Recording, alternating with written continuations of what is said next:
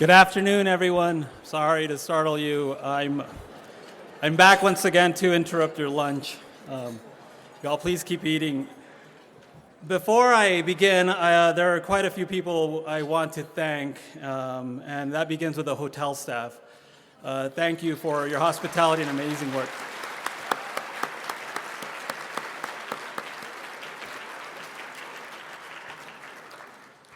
The next group of people are the people who make this conference happen, truly. They are the ones who are behind the scene, and that's the SAA staff. So I'd like to thank Beatrice Lee, Donna Evan Kesef, Ann Freeman, Anna Hegland, Diego Fleitas, Jackie Hopkins, Krista Hegland, and our treasurer, Melody Fetsky.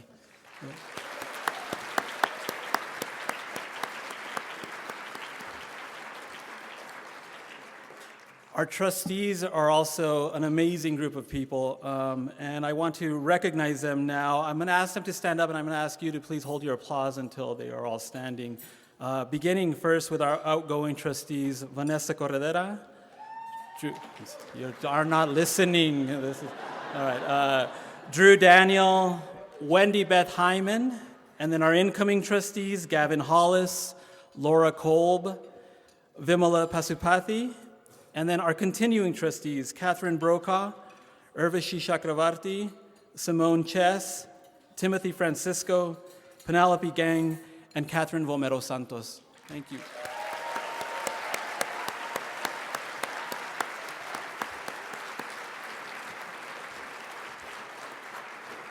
Thank you sincerely for your service to the organization.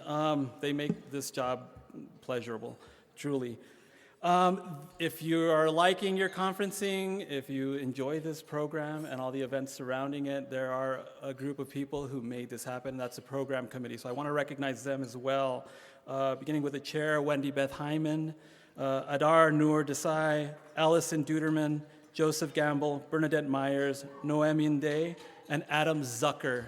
Thank you all.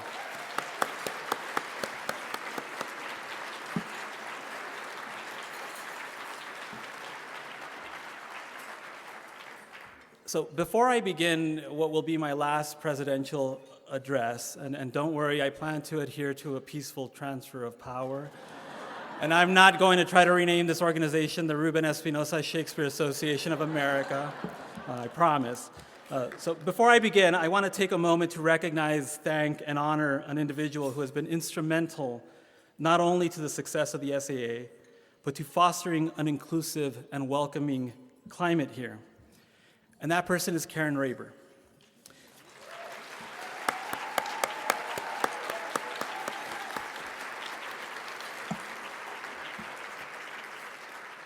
As many of you know, Karen will step down as the executive director of the SAA this year and will be succeeded by Tricia McElroy from the University of Alabama, whom you will learn more about in the coming months. But this moment is about Karen, who stepped into the role of executive director in 2018. I was a new trustee at that point, so I was able to witness firsthand how Karen navigated the demanding role of executive director and the many strong personalities in leadership roles, not to mention a membership with many, many opinions. If you know Karen, you know that she is razor sharp and unafraid to speak her mind. But as a leader, she fully demonstrated an ability to listen, to truly listen, even if she disagreed. She always put the Board of Trustees ahead of herself and always put the membership first. You all were and have been her priority. I admire Karen immensely because of this, and it isn't hyperbole to say that my success within the organization is because I was able to trust and to learn from her. But you shouldn't take just my word about how great she is. I reached out to former SAA presidents who served during Karen's tenure and invited them to offer brief reflections. While most were loath to revisit their time as presidents of the SAA, mostly because they had to give the address that I will soon have to embark upon, they were very eager to sing Karen's praises. Of Karen, Ayanna Thompson says, "She led the SAA with diligence, grace, and passion. Although she inherited an organization that had to face a series of unexpected crises, the pandemic, the financial collapse of the humanities, and dramatic decreased attendance at conferences, she faced each challenge with care and thoughtfulness. But the best thing about Karen is her love of life. She's fun to be around, and she has brought a lot of joy to the running of the SAA. For her part, Catherine Rowe remarks, when Karen stepped into the role she is now stepping down from, she had big shoes to fill. In her time as our fearless captain, she navigated every new challenge with discipline and grace. Few academics have a yen to lead organizations, scholarly or otherwise. Karen is one of those few who relish all the work required to support an intellectual community, whether that work is mundane or grand. At this point, the shoes she leaves to fill may be size 20, US measures. Natasha Korda says, and I'm going to read this in its entirety because it's just too good. This is Natasha. She says, Karen and I have known each other for a long time, since graduate school back in the late 80s, early 90s, which we both managed to survive somehow. I was deeply grateful to have her by my side during my term as SAA president, particularly during the pandemic, as Karen is truly unflappable. I'm more of a flapper. Again, this is Natasha. If we were birds, she'd be a shoebill.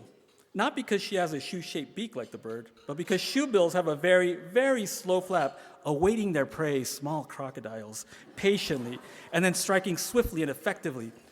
I'm more like a cross between a hummingbird, which flaps and flutters frantically just to stay in place, crossed with a blue-footed booby, whose name is self-explanatory. You should see the two of us on the dance floor. But seriously, I could not have gotten through that year without her calming presence and will forever be grateful. And Natasha, you will have to share your edibles with us later. Farah Kareem Cooper responded, it isn't the easiest role in the world to be president of the SAA, but Karen made it feel like it is. Organized, disciplined, and principled. Karen ensured that the executive committee looked good, all while serving the membership's needs with attention to detail and a deep care for the work we do as scholars and teachers. I'm grateful for her and wish her the most amazing post-SAA life of horse riding and horse writing. Bernadette Andrea said, I so much respect the work, often unacknowledged, that Karen has done to keep the SAA afloat during a very difficult time, and the vision she implemented to ensure the organization continues to be responsive to all the members as she rides off into the sunset or into the luncheon on her horse as an unforgettable finale. And I couldn't secure a horse, sorry. And Ian Smith says, because the learning curve for an SAA president is necessarily brief, the experience and institutional knowledge of the executive director become invaluable. Karen brings both in abundance. She exemplifies seasoned judgment and thoughtful counsel. She can always be trusted to carry out her duties with the highest standards of integrity. I hold her in the very highest regard, and if you ever find yourself feeling gastronomically adventurous, call Karen. She will happily lead you on a culinary expedition you will not soon forget. I sincerely stand here in awe of you, Karen. I don't imagine you'll be riding off into the sunset, but I know you will be writing and writing. We are all better for your leadership, but also better for your continued presence within our SAA community. Please join me in thanking Karen Raber for her many years of dedicated service to the SAA.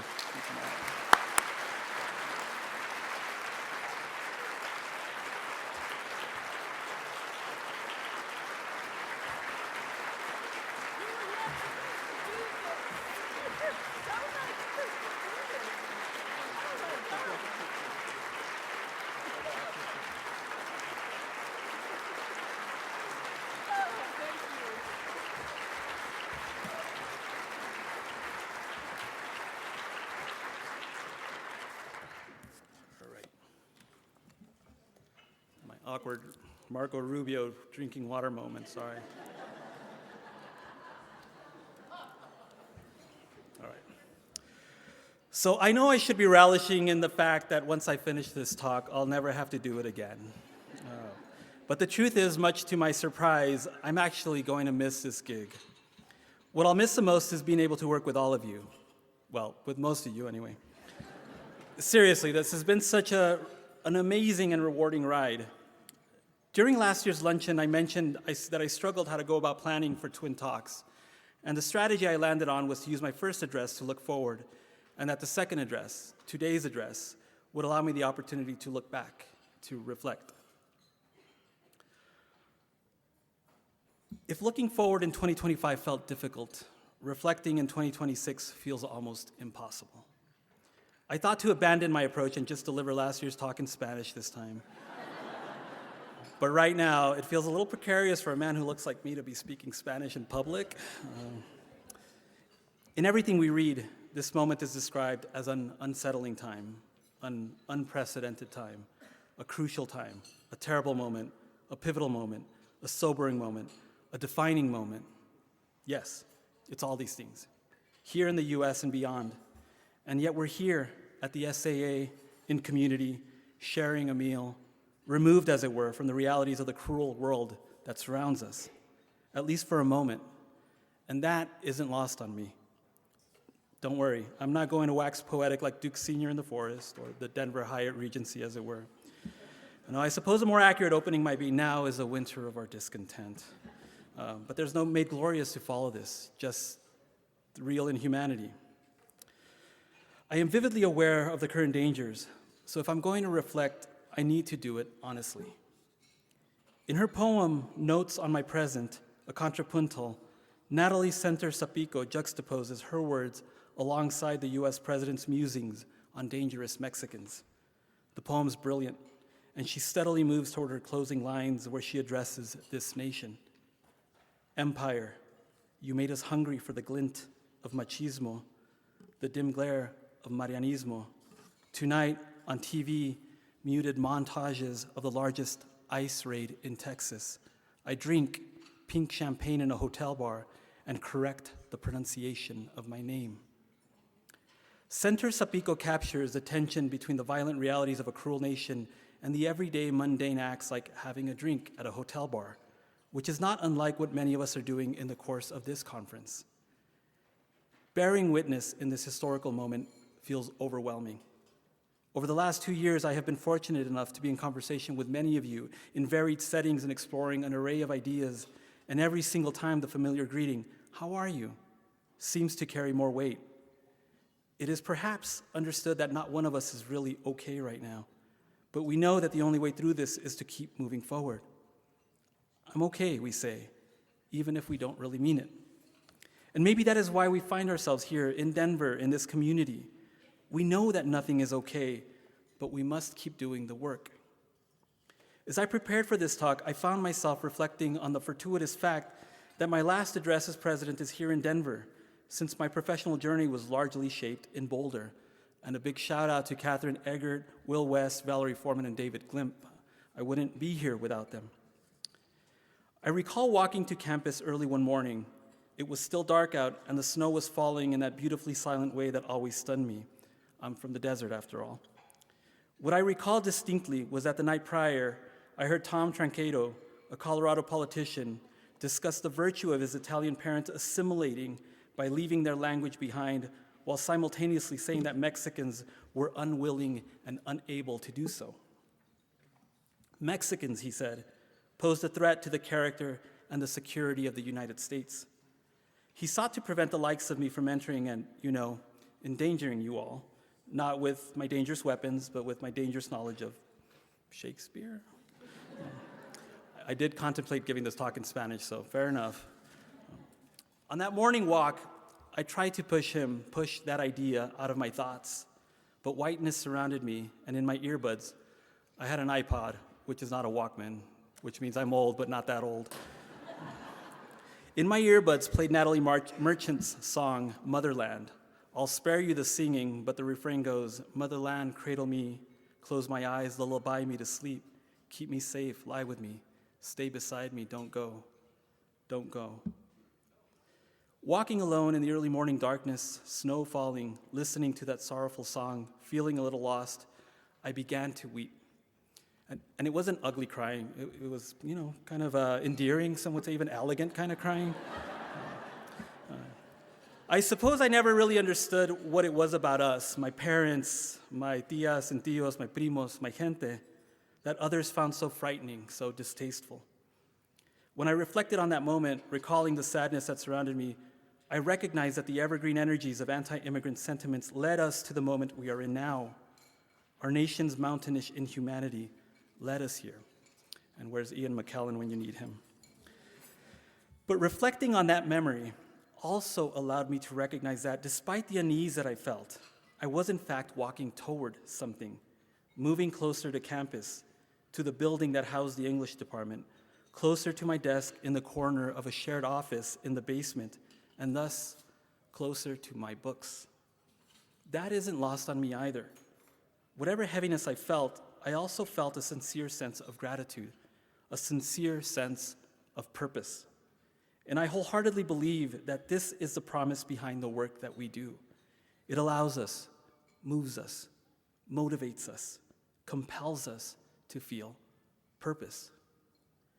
In the moment of the Winter's Tale, when the shepherd and his son learn that their fortunes have changed, that because of their act of radical hospitality and ethics of care, they will be rewarded and granted gentleman's status, the son reflects on it all and recalls the happiness they felt in that moment. And so we wept, and there was the first gentleman-like tears that ever we shed. Without missing a beat, his father responds, "We may live, son, to shed many more." Tears of joy might, in fact, will, in fact, give way to tears of sadness, and vice versa. The shepherd draws attention to the shifting of fortunes, the wheel on which we move, so as to recognize the importance of not taking for granted those moments of joy and not giving in to despair when confronting moments of sadness, moments of tyranny. And so I guess what I'm trying to suggest is that it's important to feel the weight of this moment, but it's also vital that we feel, that we remember, that we reflect upon the joy, the love of what we do and what we study that brought us into this profession, and that we keep at this with a sense of purpose, even amid all the calamities of our present. And I don't want you to misunderstand me. I'm not suggesting that we evade the realities of the oppressive anti-intellectual structures seeking to silence us, to render us irrelevant. We can't ignore that our civil liberties are in peril, that the struggle for women's rights has taken a monumental step backward, that legislation is being passed to erase our trans colleagues, that our neighbors are being disappeared. No, evading those realities is not at all what I'm saying. We need to continue resisting as strongly and deliberately as possible. What I am suggesting is that we can not allow those oppressive structures to empty us of the joy and love that brought us into this profession. We can hold that tension and exist both in our struggle and in our joy. After all, there is so much to love about what we do and about this organization in particular.